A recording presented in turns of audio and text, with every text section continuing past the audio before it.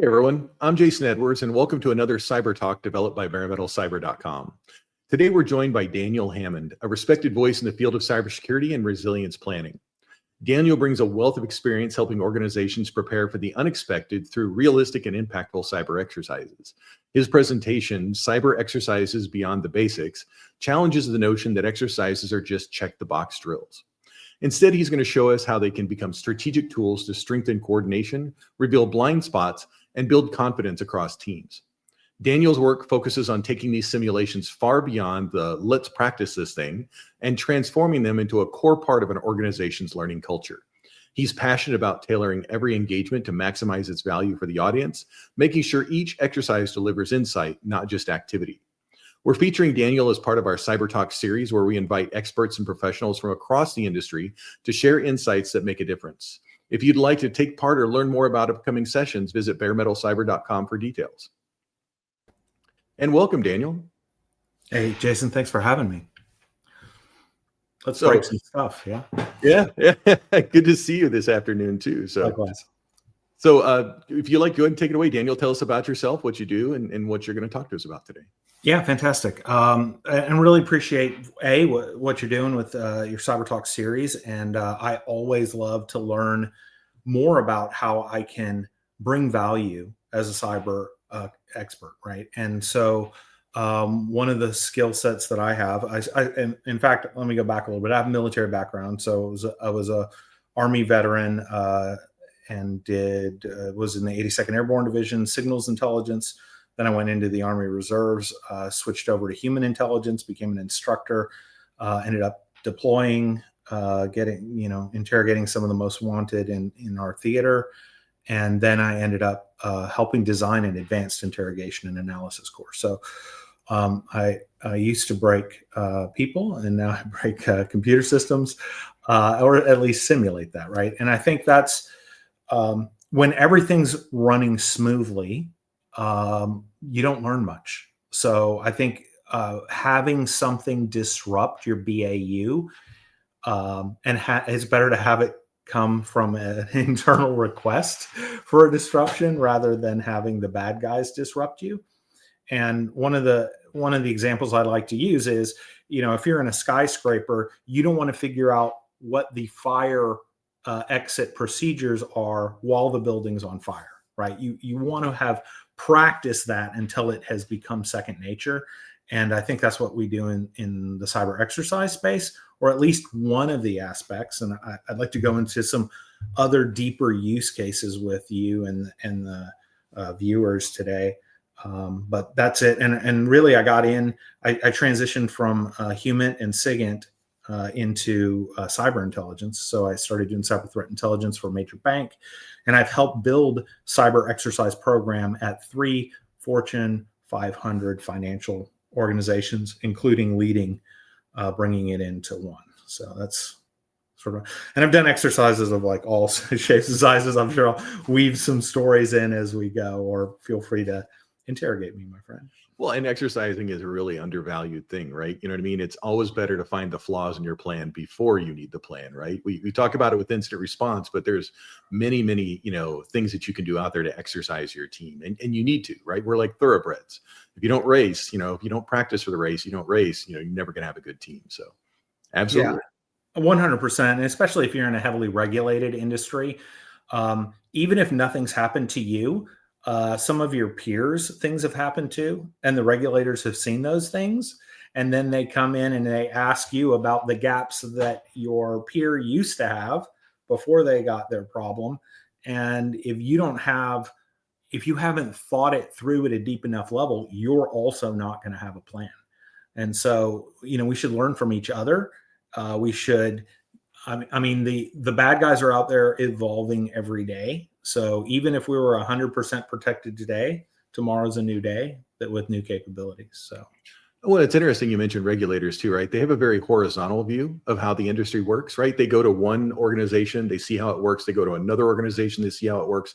And it's very, very easy after a while for them to see that, hey, you're not like the others because you're not doing X, Y, or Z, right? And that's really what, that's the little rough spot on your edge, right? That they start peeling off and digging into Whereas if you look like everybody else because you're doing the best practices, right? It's why we call them industry best practices.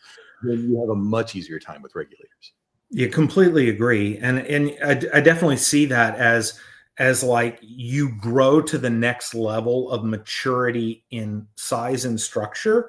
You know, the response maturity, the resiliency things that are done at the top tier are new to you, and you got to close that gap as fast as you can, because otherwise all you're going to be doing is chasing your tails. Trying to address things that the regulators have caught, and it's better to self-identify and solve them before they get there. Absolutely.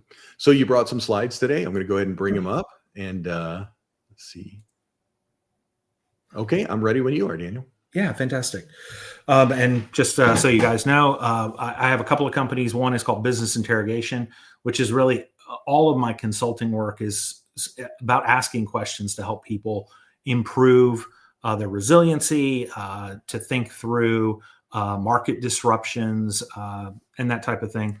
And really, cyber exercises are like one of the core pillars of what I do and how I serve people. I think next slide is, we can skip that one. Yeah, this is just some of the things I've done. I guess I've covered probably most of that stuff. I did just a couple of other interesting tidbits. I've also worked in physical security. I ran a top tier physical security company in one of the most violent cities in the world with over 400 employees. And I helped build a nursing school in central Honduras. And I'm a contributing author on 7 books, including the lead author on customer-driven leadership. Outstanding. And thank you for your service. Oh, thank you, man. You too. Yeah. So let's kind of look at the basics of cyber exercises. I think one of the things that I find is the biggest obvious thing is if I see people doing exercises and they don't have a goal, sometimes called a purpose, then I kind of start to doubt their maturity, because really every exercise should be trying to accomplish something for someone. Typically we call it the sponsor or the stakeholder. But if you don't know what the requirements are, if you're just exercising to exercise, it would be like going to the gym and randomly doing 3 things every day when you walk in there. You don't have a plan. You're not going to get an outcome that you want. So really drilling into that goal is the first thing that really directs what are we trying to do here. And a lot of times the sponsor and the stakeholder are not exercise professionals, and you don't have to be, right? If you hire a professional, they're going to be able to take your what I really need and turn it into an exercise goal for you. And when they express that goal back to you, it should make sense. And you're like, yeah, if you can do that, that's what I need, right? If you're doing, let's say, an exercise to satisfy a regulatory requirement, and you didn't read the requirement and know how that box needs to be checked, you're wasting your time, right? You're not going to satisfy what the regulator wants. And so you really need to, I've had people come up to me and, you want them to hire you to do an exercise. But my first question is an exercise really what you need? Will it check your box? Otherwise, maybe we're fishing in the wrong pool. Typically most exercises are scenario driven. I think there are a few use cases where I would say that's not, it's not always the case that they would be, but usually that's the case. We'll go into some use cases later on where the scenario might be less important. Typically you have a facilitator, sometimes in an operations-based exercise, where you're actually doing the doing rather than talking about the doing. So I use the Homeland Security Exercise and Evaluation Program as sort of the model. It's not specific to cyber exercising, but it is kind of the government standard for how an exercise program should be run. And there's 2 types of exercise: discussion-based, where we're just talking about what we would do, and then there's operations-based, which at some level, somebody's doing something that they would actually do in response. And then you want to make sure you have the right participants there. Don't bring people into an exercise that have nothing to do. You have no engagement for them. Don't leave out people. Sometimes you have people that have to be there around the table for the exercise to be successful. If they can't be there, you probably need to reschedule it so that they can be, or maybe look for them to send a delegate from their area of expertise. Trusted agents are the people that we use. I'm not an expert in all things, so I work with I talk to an executive and I'll say, give me the person that knows how all of this works and should work. And then I kind of pinky swear them to secrecy if it's required to keep the scenario secret, which again, it's not always required. But and then they help me understand how things should flow so that I can build the scenario and know kind of which way the dominoes will fall. And then, of course, you want to do the, you might have people who are just there to observe the exercise. That could be potentially an audit-like function, but that inviting audit into an exercise changes the exercise because a lot of times one of their strongest selling points is this is a safe environment. When audit's there, it's a less safe environment. And then finally, you want to generate a report that says this is what we learned together through this exercise. Perfect. Yeah, you want to go to that? Yeah. All right. Yeah, I'll just run through a few of these and go ahead. So the purpose of a seminar is sort of educate participants about a cyber concept. And again, this is in the world of cyber threat exercises. So if you want to jump to the next one. Yeah. So let's say there's a new threat out there and you can send out an email saying, hey, everybody watch out for this new threat. But if it's serious enough and you need to orient your people, especially those that are not very cyber tech savvy, a seminar is a good way to kind of push that information out of this is the new threat. Like maybe one of the things is threat actors are now using AI to craft better phishing emails, right? So you want to show them kind of what an AI generated a phishing email looks like versus what the emails looked like 2 years ago, right? Which are going to be very different, right? A lot of grammatical errors and things of that nature that AI is not going to make. So it just helps orient the people to, hey, this is a new threat. This is something you can do. A lot of times you can do this as kind of a lunch and learn and just, educate people while they eat their lunch and kind of, the human factor is always critical when it comes to potential gaps in cybersecurity. So the smarter your people are, and whether that's a seminar maybe every 2 months and maybe an exercise, a couple times a year can really help make your people more aware of how the bad guys come after them. Absolutely. I think executive education is super important. Sometimes the technical people within the company know that we have this big, horrible gap. But if nobody else knows that, then, being able to communicate that to executives is super important. You can talk tech to them all day long, but their eyes will glaze over. And you have to communicate what is the real threat to the organization in the language of the things I care about, right? So is it going to hurt our reputation if this happens? Has it happened to 3 other people in our industry and we're making the same mistakes they did? You've got to translate it into this is how many dollars and cents not taking care of this could cost us, right? And so that's one a new. Let's say you push out a new response playbook or something like that. A seminar is a good way to say, hey, this is how we used to do it.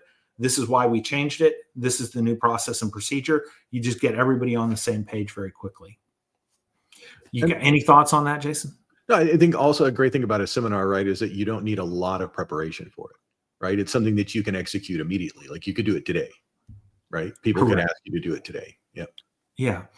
I mean, really what you need to know is you need to understand the threat and just take a little bit of time to think how you can communicate that again, in the language that they need to hear it in.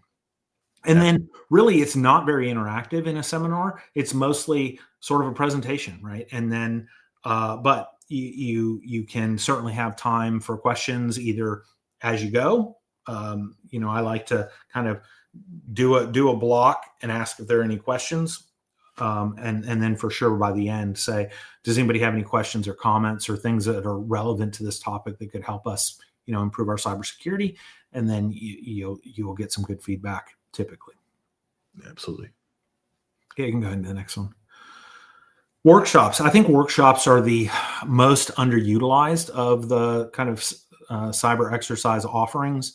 The thing about a workshop is, you're trying to create or work through a cyber product or concept. So it's more, even though it's still discussion based, you're trying to generate an output that moves cybersecurity forward in the organization. You want to go to the next one? We'll look at some specific examples.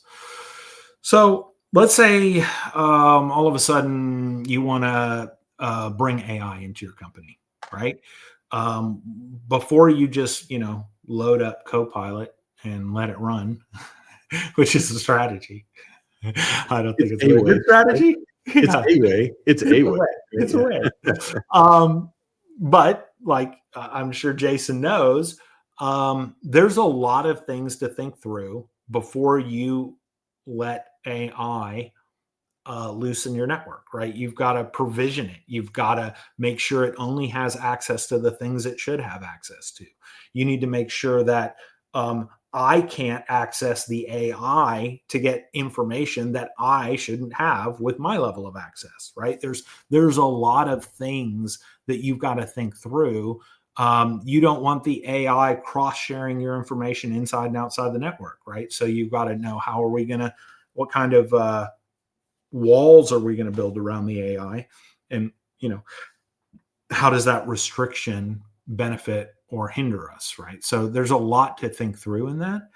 And so one thing that you can do is bring all of the key stakeholders together and go, okay, who's got concerns about us bringing in Copilot? What's going to work? What are you going to be worried about? And have that discussion around the table of how is this going to change how we do our cyber or protecting the organization from a cybersecurity perspective. I've done some of those with cloud, organization thinking about moving stuff into a cloud in a new way. And I'm like, we walk through, here are all the tools that protect our on-premises, information.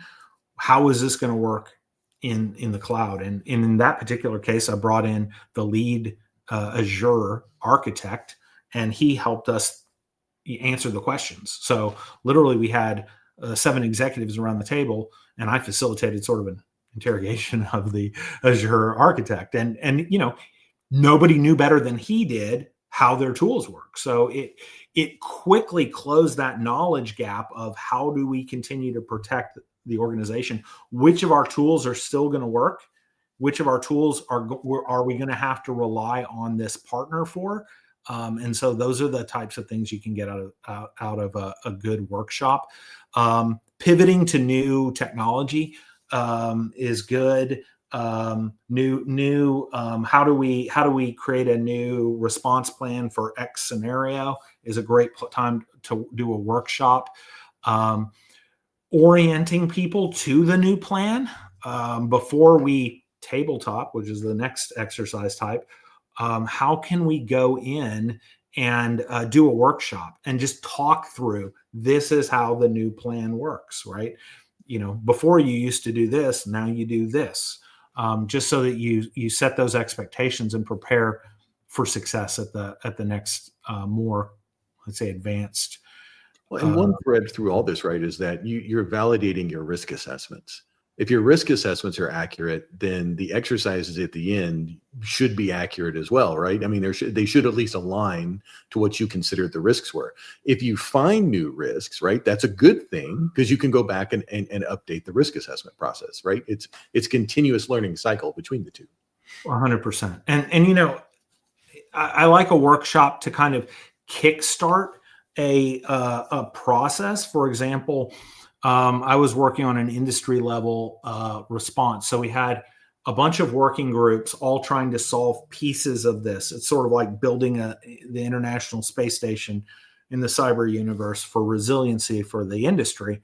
And, the first exercise, they're like, let's do a tabletop exercise. And I'm like, I don't even know what the other people are working on. Why don't we do a workshop where everybody brings in their pieces of the puzzle and we start to assemble it on the, virtual tabletop in front of us, and see, a lot of times you'll find gaps you had no, like, oh, I thought you were covering that, Jason, and you thought I was covering it. And now we've got this giant hole that nobody's solved for. Well, let's fix that before we do the tabletop, because once we, do a tabletop and put it in front of senior people, we don't want to trip over our hole in the system, right? We want to look like we're polished and we have a plan that's going to work.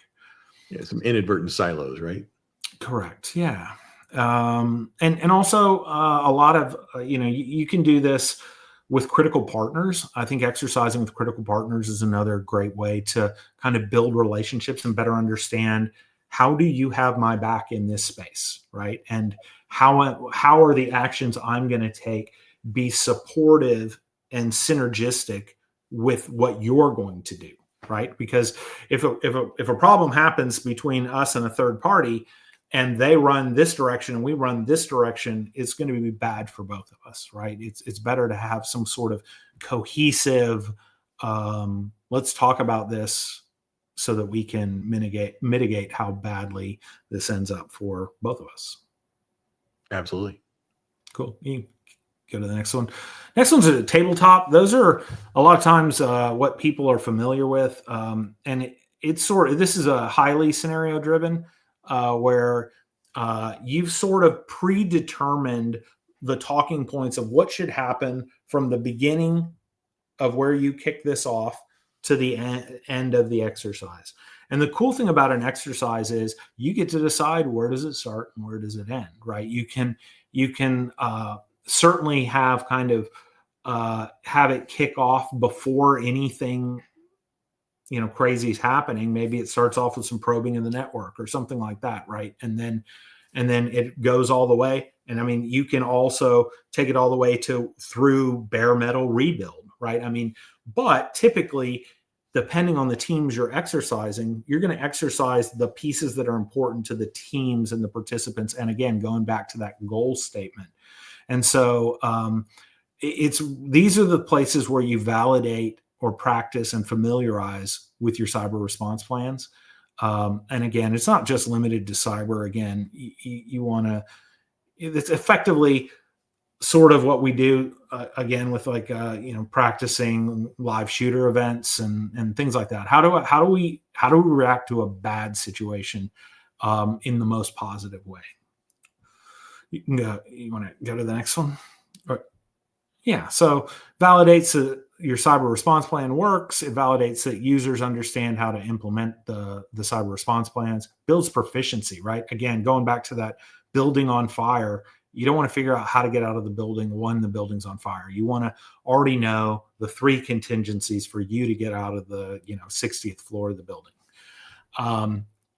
Demonstrating that you're practicing and improving your cyber response plans, right? So one of the things that you can do is show growth for your executive leadership, for your auditors, for your regulatory people.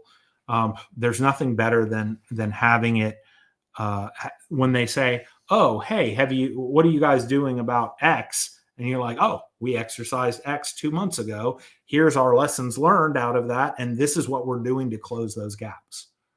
I mean, that's whereas. What's the other thing? Oh yeah, we have a plan for it. Does it work? Have you thought through it? Have you checked the plan? Do you know that it works? Right. And you just you won't have the same answers or confidence. And confidence is important when you're dealing with these regulators, right? Well, and it brings me to an experience once too. We had an auditor, and their comment was, well, but you didn't cover every case. You didn't cover every possibility, right? It wasn't detailed enough. And I gave him the explanation. I was like, look, I've done many military exercises, like high-end military exercises, millions and millions of dollars worth of tanks, and not a single one of those that I ever really face, right, in real life. Yeah. But it's the fact that I went through them and I was thinking about it and that I was reacting and I was learning through that stress is what made it better in the end when it did happen or different things happened, right? And so even if you can't cover every single use case in an exercise, the action of doing the exercise is what is another huge benefit out of it. Yes, and would be my response to the auditor who asked me that question, or the regulator. Okay, could you just give me the comprehensive list of every possible way I could be compromised, and I'll start working on validating, right? And sign it too, so that if I'm compromised in a way not on your list, you can take the responsibility for that. Every day is a new day with that. So, right? Yeah. luck, right? Yeah. Yeah, and 100%. You can't practice for everything, right? And ultimately, even the most mature exercise programs that I know are not exercising 95% of an organization for 95% of the risks under the craziest of circumstances. It's just not feasible. What you want to do is you want to practice a little bit of this and a little bit of this and a little bit of this. And then what you're doing by trying something new each time, and then maybe revisiting when something went really bad, right? If you had an area that showed a lot of weakness, plug that hole and then re-exercise it and see how much more smoothly it goes. But then also continue to evolve your program, right? If there are some exercises where you need to be successful, right? The most important thing is we've checked the box the regulator has given us, right? And you don't want to play around with that. You don't want to accidentally do the exercise and forget to check the box, right? Going back to that goal statement. But by the same token, if it's not one of those check the box exercises, think through. I'm always trying to think, okay, I have to do an exercise in this space.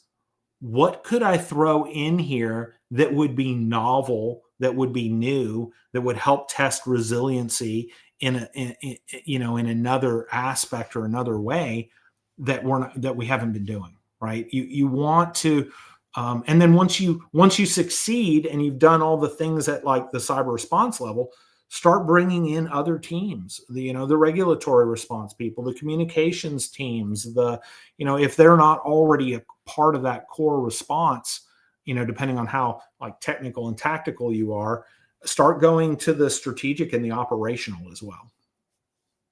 Absolutely. Yeah. That's I think the next one is drills. Really, this gets us into the operational exercise space. And if you want to kind of jump over here, I look at drills as you're actually practicing some part of the response. So maybe it's making sure you can get the right executives on the bridge line that you need to troubleshoot a, say, regulatory issue in 15 minutes or whatever your standard response time should be. That could be a drill, right? Another drill could be you work with a red team to compromise something on the network and see how long does it take the cyber response people to see it and respond to it. Obviously, you want to be very careful when you start putting live things on the network, and there's some creative ways to do that. I was in charge of kind of evolving a cyber range at one point in my cyber exercise background. And so, those are ways where you can, practice those things a little more freely, but also a drill could be a no notice exercise where we're not telling them they're being exercised. We're watching how they respond to a controlled compromise, right? Like we're in charge, we're running the bad guy. And so, we're not just unleashing malware across our networks, which would be very bad. It'd be probably the last thing you do at your place of employment. Yeah, but going back to what you said though, right? It's always good to honestly not let the SOC know that there's an exercise going on until it's done, right? Like you want them, you want them to treat it just like any other thing. If you tell them something's going on, I mean, you have two problems with that, right? One is that it's not as serious for them. There's not as much adrenaline in the room, right? Because they know something. The other problem is what if you do have an attack and they think it's part of the red team exercise, right? So it's better not to tell them at all, in my opinion. Just let it happen, right? You know what I mean? And then see what happens at the end. It's not like there's a payload waiting, from the red team attack. So. Right. Yeah, and again, you're probably going to start small in this kind of thing, but what it does is it just lets them be aware and let them know, hey, we exercise periodically. Mm-hmm. You'll treat every single thing that you see as if it's real until you're told otherwise. Even if you figure out beyond a shadow of a doubt that it's an exercise, you're going to do all the things you're supposed to do as if it were real. Right? Just set those expectations across the team. It keeps them kind of at a heightened level of alert without overwhelming them, hopefully. It keeps them curious, right?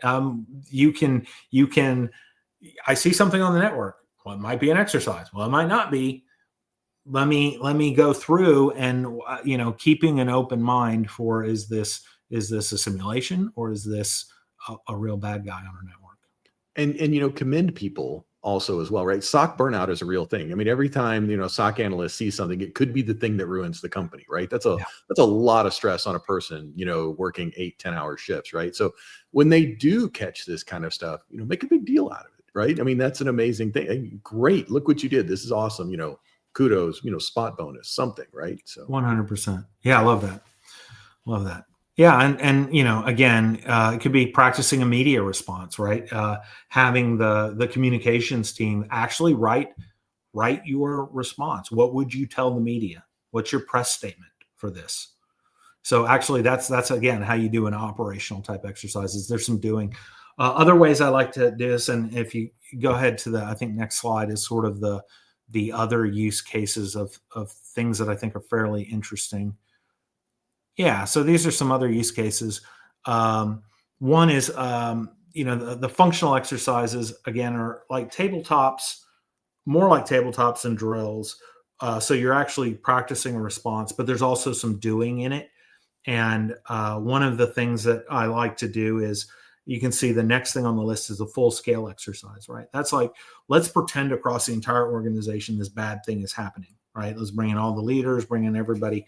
Well, before you're ready for that, you need to carve that into pieces and practice it in pieces to make sure that you understand how everything is supposed to fit together. Because if you don't do that first, you're going to miss something, and your full scale exercise is it's like designing that 10,000 domino thing where you've got everything, and then all of a sudden you hit, and like right in the middle, the domino misses. And then like, what are you going to do? Half of it's fallen over. You can't get to the middle to knock over the next domino.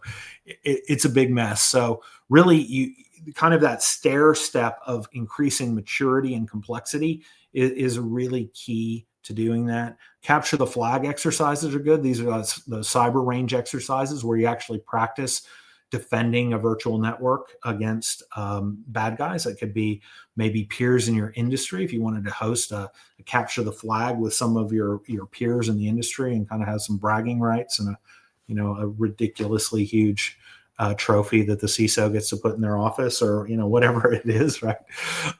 They like this. They had an actual flag. Yeah. Yeah, right. And then one of the things that I really like, and it's the last thing I really have on this, is purple team exercises. So if you've got kind of that red team expertise, especially internally to your organization, and let's say you've got 5 layers of defense for a specific type of attack, and they get through the first, they get through the second, and they get stopped by the third, and you're like, oh, we won. We kept them out. Our layers of defense worked. But if you don't test layers 4 and 5, maybe they get through levels 4 and 5 as easily as they got through 1 and 2, which means you have 1 defense. And as soon as they, you know how threat actors are, if they have the resources and the will to keep banging their heads against that firewall of yours, eventually they're likely to find something. Again, that's why you don't want to be the low-hanging fruit in the industry. but again, you also want to make sure that if you think you have 5 layers of defense, you're not actually just relying on a single layer. So what we can do in that case in a purple team exercise is the red team compromises something on the network. The blue team looks for it until they find it. So it's like, okay, I've taken over a system. The blue team looks, maybe they get some hints until they see, oh yeah, okay, I see what you've done. And then they go, okay, I moved laterally to another system. Okay, yep, we see that. Okay, now I'm trying to get through this cybersecurity defense. Okay, and let's say once they get stuck on that layer 3, we can't get through this. Let the blue team let them through so you can test that layer 4 and layer 5 of your defenses, right? Because if it's just a single layer that's keeping the bad guys out, that's probably insufficient. And you already know 2 layers got thwarted. So maybe you're also looking for, are there better solutions at layer 1 and 2 that could help thwart more? Then again, maybe your hackers are just that good. And sometimes that's the case, right? They know your network better than anybody because they work for you. Yeah. And there's a lot of scenarios. And going back to like the full scale exercise thing, right? Your SOC may be really good, but the rest of the organization may not be. And one of the things you mentioned, right, was public communications. How many times have you seen a company get hacked and the only way the customers find out is when they can't access the company? Like we're CNA Insurance, right? Couldn't even get to their website, right? And some other companies like that. Is your internal marketing team thinking about, okay, well, we'll contact the customers. How? If your email is shut down, how are you going to do it? Do you have a backup plan? Do you have the customer list that you can use, right? I mean, I worked for a really good insurance company, USA, right? They had a great security department over there. And one of the things they had was they had a lot of the stuff written down. It was literally in binders, right? You know what I mean? For that day when, they expected anything to happen up into, well, we can't even access X, Y, and Z, right? And if you look at SolarWinds, the attack of SolarWinds, right, where they took out people's Active Directory, like the whole Active Directory, you could very well be in a situation where you're not logging into anything. You're not getting into that SharePoint portal with all of your plans on it, right? You need to have a ready to go solution. So full scale exercises around the whole company are a very valuable thing. Yeah. What coming out of a major exercise I did once was like all of the physical security for the organization was voice over internet protocol phones. And so it's like, the network's down. And they're like, but that means nobody can call us. And what's funny is like you and I are both ex-military, right? So we always know there's 3 different fallbacks on communications, right? Right. The blow up goes down, you pick up the radio, you do this one. I mean, so for example, do you have other people's cell phones numbers with you, 100%. Or is it on that SharePoint portal on the website, right? Or is it in a written binder that you can go access and go, here's all the actual phone numbers, right? One of the basic things for a SOC team to do, right, is write down the actual phone numbers. Yeah, completely agree, Jason. I think, again, what came out of that exercise was a year later, I got to walk through their physical security response center. And they're like, oh, and here's our hardline phone systems. And I'm like, you're welcome. Well, and I will say one thing too, and just as we're looking at this, it is okay to find things wrong, right? Yeah. One of the things you see in the military when we do exercises is no thin skins. Everybody's going to make mistakes, right? Everybody's going to make mistakes. There'll never be if you have a perfect exercise, it's like getting a perfect audit. You worry more about the perfect audit than you do about, about the one with the actual flaws, right? And if I ever had a perfect exercise, I would be terrified that was not done correctly or that we missed stuff, right? So I would say leaders out there, you want to find things wrong. You want to be able to take that and push it back into the process. Like, hey, we found this, Daniel came in, we did the exercise, we found this wrong. We need to look at our risk assessment process because we didn't ask these questions during the risk assessment process, right? When we went out and did our annual review of these controls around the system, we didn't ask them about how you're going to contact the customer if the network is down, right? And so not only are you getting an exercise out of just the SOC, right? There's many other advantages that you get out of this, many other, collateral benefits that you get because of this.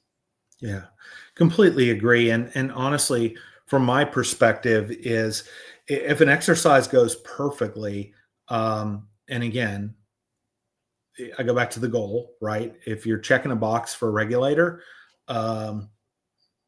great. Take the layup if that's what you need, but don't let that be your only exercise, right? Also do things that will challenge you. Every time you do a new response plan, exercise it. I mean, that's just a no-brainer. I mean, if you've never practiced it, do you really want to find the holes in your plan when you're under the gun, the bad guys got your network locked down? That's just not the day to be learning lessons. You're going to have plenty to learn already. And that's a lesson you need to practice too. What happens when you hit the tipping point and your company can't recover? Do you actually practice that scenario with executives, right?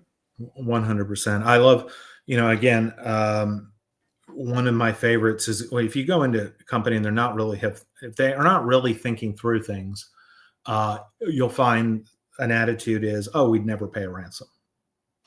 And I'm like, if your choice was to pay $1 or the organization folds tomorrow and everybody's out of work and your customers have no supplier, whatever you do for a living, you wouldn't pay that dollar. And well, of course, if you ever had a CISO tell you they wouldn't pay a ransom ever, I think it's time to find a new CISO. You have to be pragmatic enough to know that sometimes the best option is unpalatable. And if that is the option we have to take for the good of the organization, again, I think that leadership team that has that attitude of we would never pay a ransom and they go down in flames for that is going to get sued by their shareholders, right? I mean, they didn't do the thing that was right for the organization. Well, and look at like when companies fail, look at like Enron or something of that nature, and again, it's very rare that companies completely fail because of cyber. It's not a common thing, right? They're hurt a lot of times, like really, really bad, but there's not really as many businesses collapse completely. There was a university, I think in the Midwest, that went completely under because they just couldn't pay the ransom. They didn't have the insurance, right? So they were just completely out of business and they folded. So if you don't think through that scenario of what that's going to look like, and how you're going to do it, because there's other things you need to consider aside from paying the ransom, right? You have double extortion attacks, you have triple extortion attacks. Who's going to negotiate on your behalf? How are you going to contact the cyber insurance company? How are you going to deal with that claim when it's over? Right? Look, Merck had to go to the U.S. appeals court to eventually win their claim against their cybersecurity insurance company. Are you doing all the things that you said you would do in that insurance agreement so that when the time comes, you are covered for these kind of 100%. Things, right? You're not drunk driving, so your insurance is going to cover you, right? So. Yeah, 100% right. And I think one of the other things is, in smaller companies, let's, I think the bigs, once if you can't rebuild your business from scratch, you're at a point of, you got to be thinking through how do we prevent failure, right? If you could just close up shop and open a new shop tomorrow and not, that may be not the same situation. But one of the things I find, let's say you're more of a mid-sized company and you've got let's say you hire somebody to do your response, your cyber response. Are you exercising with them? Are you practicing hey, I've got this situation. Let me practice engaging that team. And if you're one of those response companies, one of the things you should have is you should be offering exercises for them, especially if they're not using your services regularly, to get that annual practice together and reinforce the value you're providing that customer, right? Because if they don't, that's when they stop paying you, right? When they're like, why do we keep paying this company year after year and they don't do anything for us? So kind of going back to my book on customer driven leadership, right? Be proactive and say, hey, we noticed you didn't use any of your cyber response hours this year. We're going to do an exercise with you and let's practice together so that if something should happen, how to engage us and everything goes smoothly. Yeah, and the last thing I'll add, right, is that every time you do these things, whether it's a tabletop, a call, just a call, right, when you do it on a call, or even if you go all the way up and do a full scale exercise, the other thing that you get out of this as a cybersecurity leader is more interaction with the board and executive leadership, right?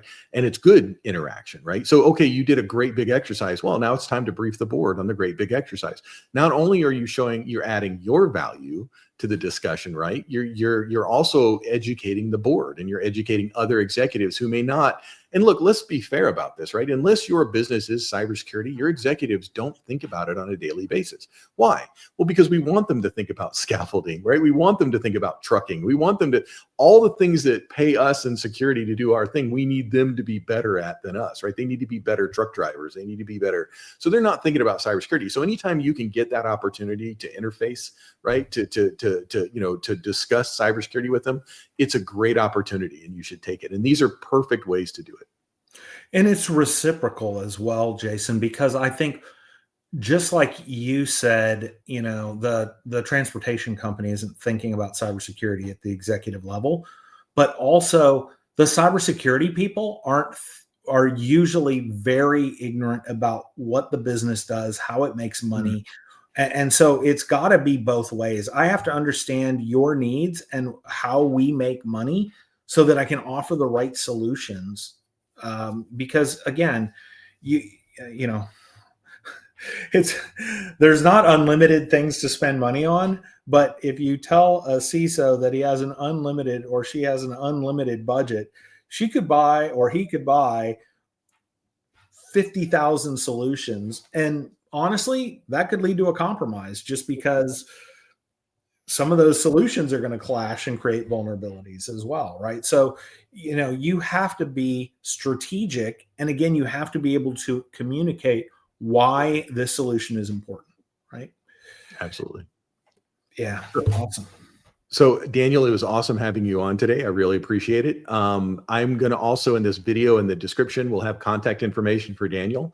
And anything else you'd like to add, Daniel, before I let you go? Yeah, just in general, I don't just break things for a living. I love to solve impossible problems. So that's also what that business interrogator does, is just come in and challenge the thinking. Being a friendly disruptor, pre-thinking what could go wrong and where there might be some hidden opportunities in your businesses. Well, I think if I was going to call someone for it, I'd call you, especially the guy who interrogated Chemical Ali. So I'll leave that one on there for everybody to look at. So, yeah, thank you for that. Yeah, no worries. Yeah. All right, awesome. All right, well, thanks, Daniel. You have a great day, and I appreciate it. You too.